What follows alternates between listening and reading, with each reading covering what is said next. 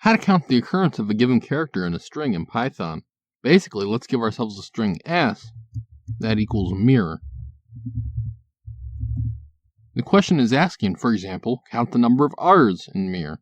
We'll make checkchar equals r, and we'll set a char count variable to 0.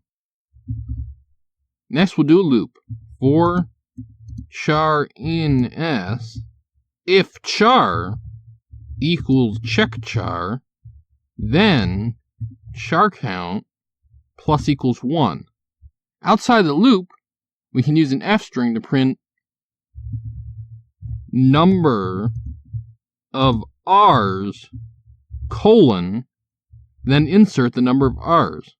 If we run this code, we'll see mirror has 3 r's. There's a way to do this with much less code though. Get rid of everything except s and the print. The new insert in the f string will be s.count and pass in string r.